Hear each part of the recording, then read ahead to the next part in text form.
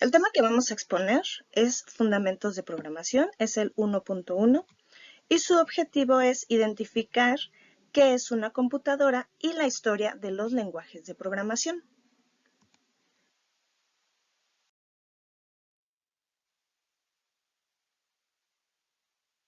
Ahora, la introducción a las computadoras y los lenguajes de programación nos dice qué es una computadora.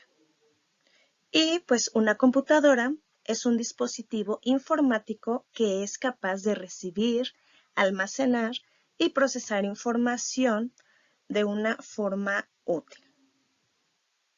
El término proviene del latín computare, que significa calcular. ¿Dónde las encontramos? Pues estas las encontramos dentro de algunos sectores y uno de ellos es el sector administrativo comercial. Por ejemplo, pueden estar en administración de nóminas, administración de inventarios, administración de presupuesto, control de compras, ventas, administración de capital humano, transferencia electrónica de fondos y, por último, pues cajeros automáticos. En el sector industrial lo podemos encontrar o las podemos encontrar en el control de procesos, en el control de producción, en el control del ambiente de trabajo, que nos permite hacer ciertos ajustes de maquinarias, temperaturas, accesos, etc.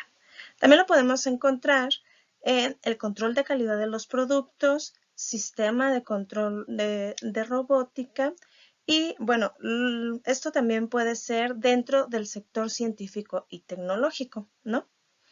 El diseño, que es dentro de circuitos electrónicos, análisis clínicos, estudios de bacterias. También lo podemos encontrar en la simulación de procesos, que pueden ser químicos, biológicos, astronómicos, climatológicos. También lo encontramos en el manejo de sustancias peligrosas, ¿no? Que pueden ser pues, materiales radioactivos y químicos. Ajá. Y finalmente, dentro de este sector, el control y cálculo numérico. También lo podemos encontrar en el sector doméstico, como por ejemplo en electrodomésticos, hornos de microondas, máquinas de coser, televisores, estéreos, lavadoras, relojes, calculadoras y agendas personales electrónicas. También en la domótica. Eso es muy importante. Y bueno, en el sector médico, pues lo podemos encontrar en análisis clínicos, microscopio electrónico, diagnósticos, prótesis electromecánicas, sistemas de exploración, como por ejemplo, pues tomografía axial, computarizada, termografía, ultrasonografía, resonancia magnética nuclear. También tenemos el sector de comunicaciones y transportes, ¿no? Y en ellos, pues la tecnología la podemos encontrar en los satélites, cohetes y sondas especiales. Las computadoras están presentes en su diseño, en el lanzamiento y colocación, en el control de la órbita y la transmisión de procesamiento de los datos obtenidos. También lo podemos encontrar dentro del sistema ferroviario o los sistemas ferroviarios, ¿no? Como por ejemplo, pues el metro o trenes de levitación magnética. Estos pues requieren del control computarizado para regular la velocidad, paradas, diseño de rutas, pilotaje automático, etcétera, ¿no? También lo podemos encontrar en diseño de nuevos transportes. Los nuevos vehículos se producen ahora tras una exhaustiva investigación sobre aerodinámica, consumo de energía, simulaciones y muchas tareas apoyadas por la computadora. También la encontramos en el diseño de carreteras. Antes de construir una carretera, se estudia mediante computadoras las características de los terrenos, los trazos óptimos y otras actividades. Y también lo podemos encontrar en el sector educativo, ¿no? Como por ejemplo, pues las computadoras incursionan en el terreno educativo como un apoyo a los profesores y alumnos. Algunas aplicaciones comunes son educación a distancia, sistemas tutoriales, programas de apoyo para la enseñanza de varias materias, evaluación de conocimientos en línea, educación virtual y pues el uso de materiales multimedia, ¿no? También las podemos encontrar en el entretenimiento, ¿no? Y en este caso, pues se puede apreciar la presencia de la computación en gran medida, como por ejemplo, efectos, ¿no? Cinematográficos o efectos especiales, videojuegos, edición de programas de televisión, síntesis musical, auxiliar deportivo, sistemas de entretenimiento, de robots y para recoger pelotas, robots seguidores de corredores, cómputo de puntuaciones, verificación de salida y llegadas correctas de los atletas, simulación de vuelos, autos de carreras, juegos de destreza y pues finalmente los podemos encontrar en el sector militar, ¿no? Algunos usos para aplicaciones militares de las computadoras pues pueden ser la telemetría, que es la medición remota de magnitudes físicas, el control de proyectiles, prácticas militares, espionaje, soporte de estrategias de defensa, cifrado y decodificación de mensajes.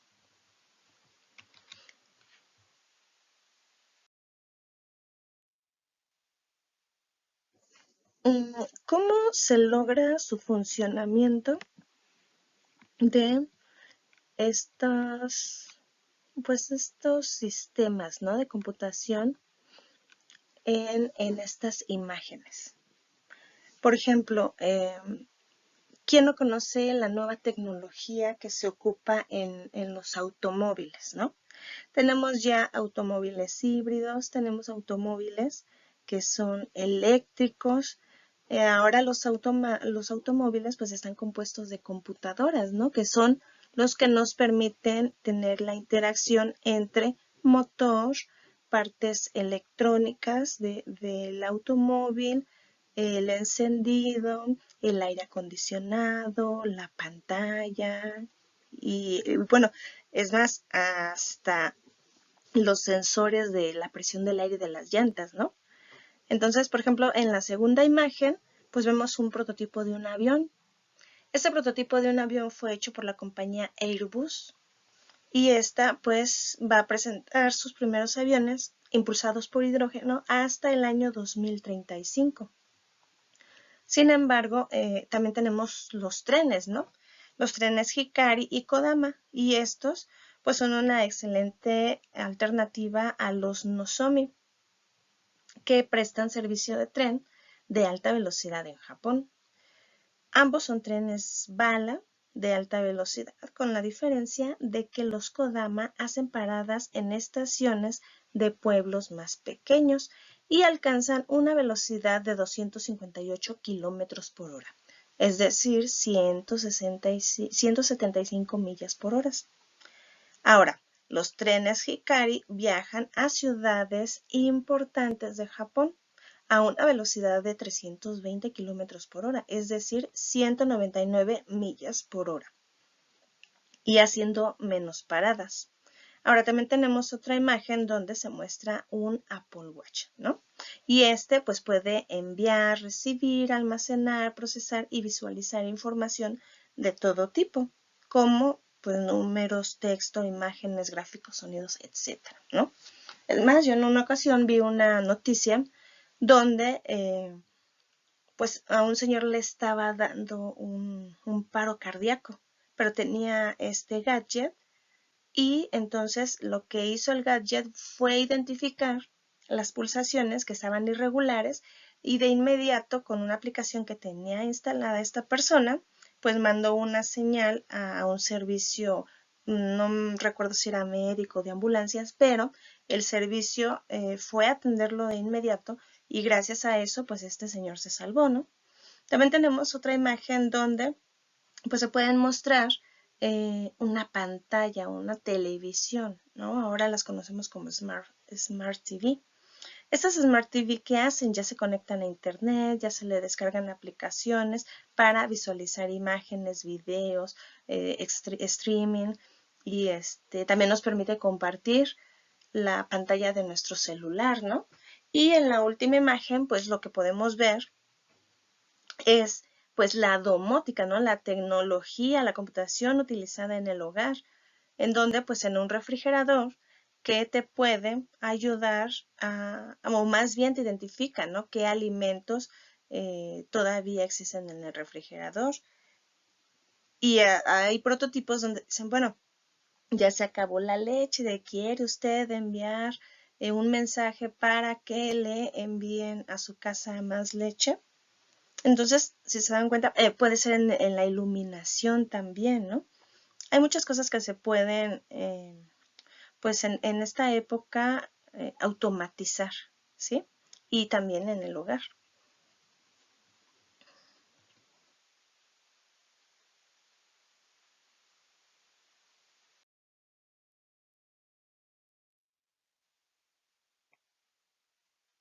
Ahora, ¿cómo se logra su funcionamiento, ¿no? Pues esto es mediante una lista de instrucciones o un programa que permitirá esa interacción, ¿no? Y volvemos a la pregunta de ¿qué es una computadora? Aquí podemos decir que una computadora es un dispositivo electrónico utilizado para procesar información y obtener resultados, capaz de ejecutar cálculos y tomar decisiones a velocidades millones y cientos de millones más rápidas que puedan hacerlo los seres humanos. Y bueno, ¿de qué está compuesta? Esta está compuesta de hardware y software. Ajá. Ahora, ¿cómo se introducen los datos y la información en la computadora? Pues esta se introduce a través de una entrada conocida como input y a continuación se procesa para producir una salida. Esta es conocida como output o resultados. La computadora se puede considerar como una unidad en la que se colocan ciertos datos, que son conocidos como entrada de datos.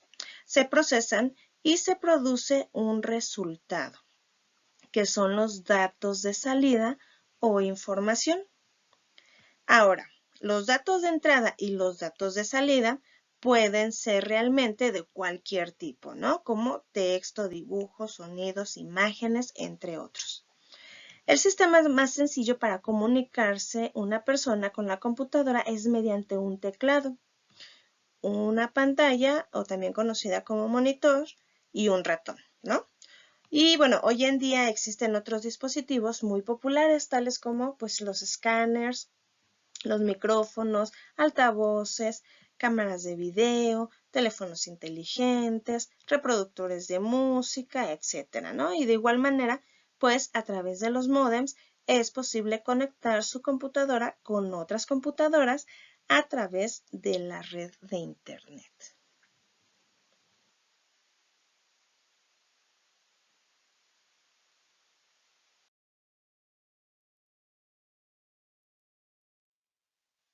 Ahora, vamos a ver lo que es o cuál es el origen de las computadoras. Y bueno, la primer computadora digital fue diseñada a finales de la década de los 30 por el doctor John Atanasoff y el estudiante de posgrado Clifford Berry en la Universidad de Iowa. Ahora, esto fue de 1939 a 1942. Ellos diseñaron la computadora para realizar cálculos matemáticos en física nuclear.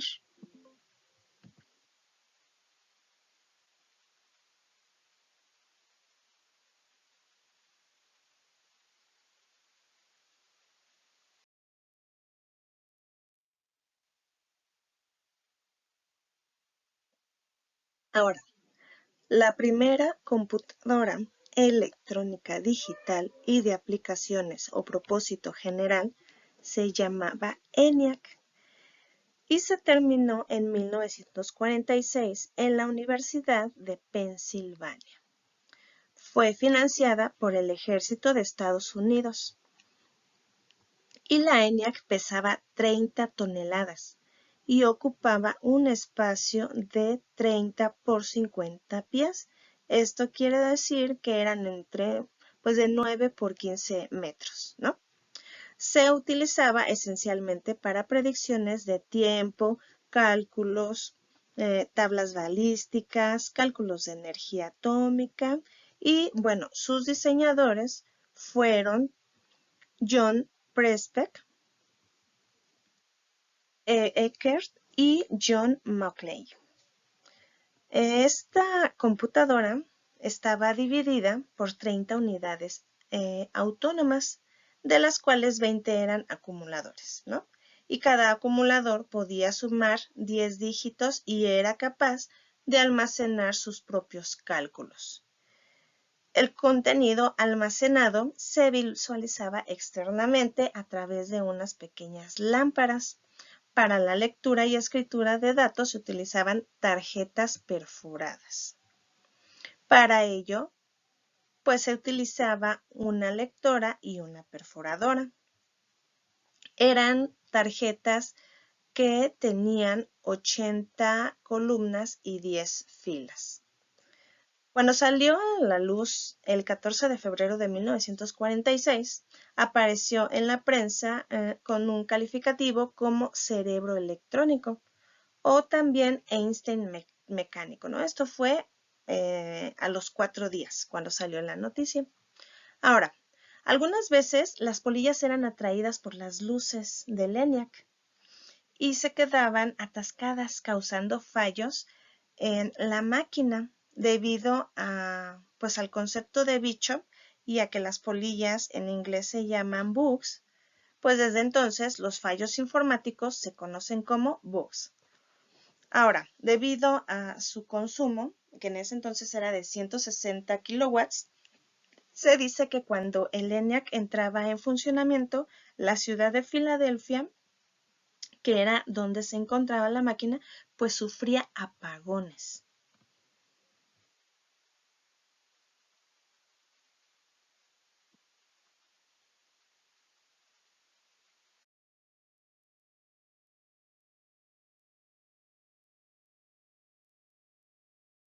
Descubrió que era posible que los programas se almacenaran en la memoria de la computadora y que podría cambiar más fácilmente que las complejas conexiones de cables y fijaciones de interruptores del ENIAC. Entonces von Neumann diseñó una computadora basada en esta idea. Su diseño ha constituido el nacimiento de la computadora moderna y ha dado origen a la denominada arquitectura de von Neumann, que es la base de las computadoras digitales actuales. Los tubos de vacío hacían un uso extensivo de diodos de estado sólido, estos eran de cristal, para realizar funciones lógicas como la AND y OR. Y solo usaron tubos de vacío para amplificar señales entre etapas o para construir elementos como flip-flop, contadores y registros, ¿no? En este caso, el flip-flop es un nombre común que se le da a los dispositivos de dos estados que sirven como memoria básica para las operaciones de lógica secuencial. Posteriormente, en 1956, o más bien entre 1956 y 1963, salieron las computadoras de transistores. Y entre 1964 y 1971 salieron las de circuitos integrados.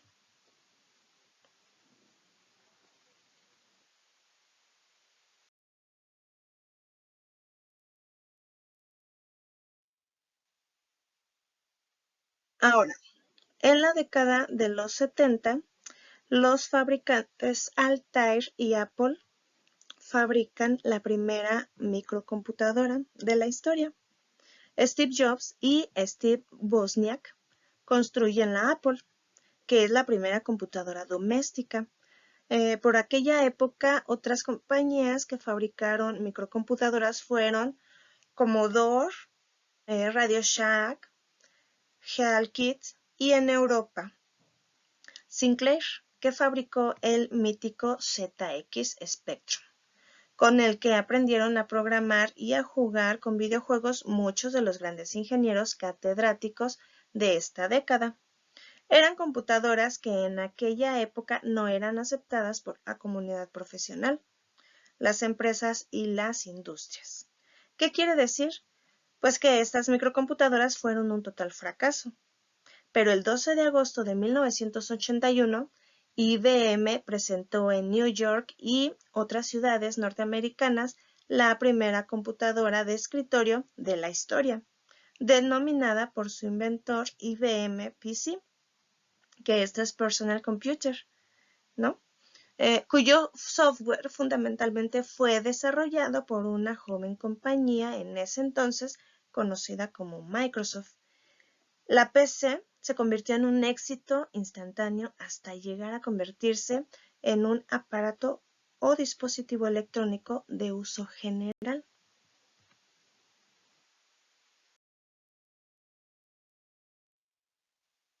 Las computadoras personales pues son las más populares, ¿no?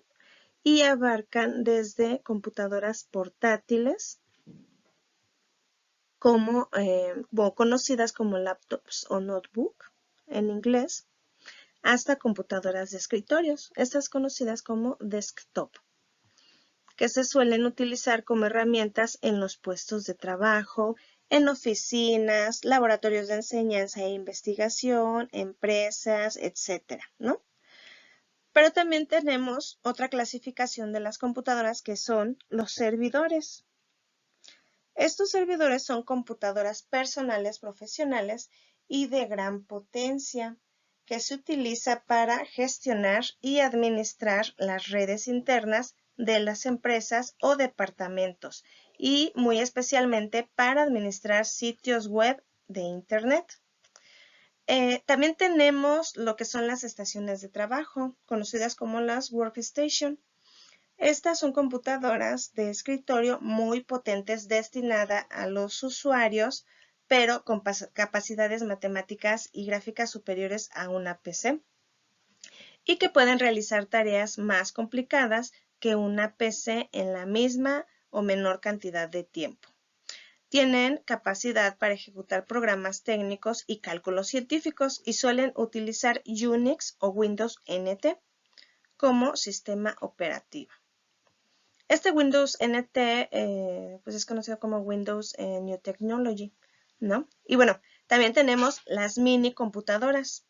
Hoy día muchas veces confundidas con los servidores, pero son computadoras de rango medio que se utilizan en centros de investigación, departamentos científicos, fábricas, etcétera, ¿no? Y que poseen una gran capacidad de proceso numérico y tratamiento de gráficos. Fundamentalmente, aunque también son muy utilizadas en el mundo de la gestión, como es el caso de los conocidos AS/400 de IBM. Ahora, otra clasificación que tenemos de las computadoras son las grandes computadoras, estas conocidas como mainframes, y son máquinas de gran potencia de proceso y extremadamente rápidas. Y además disponen de una gran capacidad de almacenamiento masivo. Son las grandes computadoras de los bancos, universidades, industrias, etcétera, ¿no? Y también tenemos lo que son las supercomputadoras. Estas son las más potentes y sofisticadas que existen en la actualidad. Se utilizan para tareas que requieren cálculos complejos y extremadamente rápidos.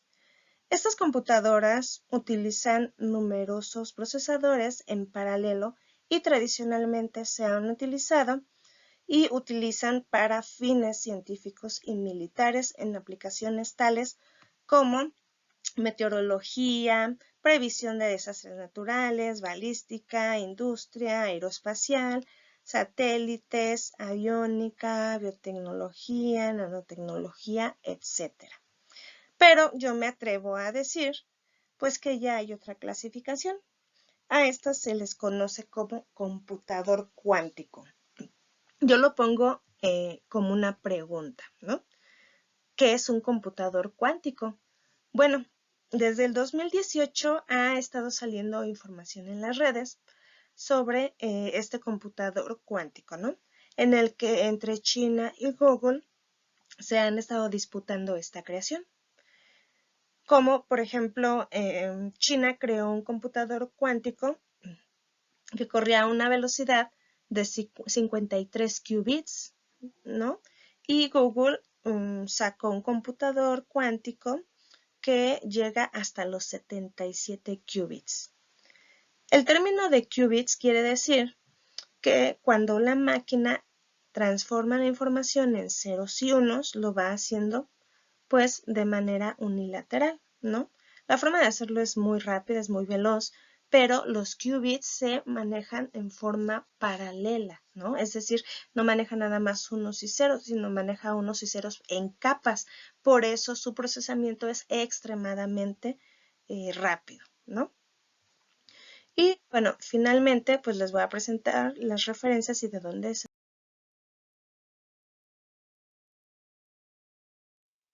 Que es pues de nuestro libro de fundamentos de programación, ¿no? Y ahí les dejo el enlace. Esto sería todo de este tema. Gracias.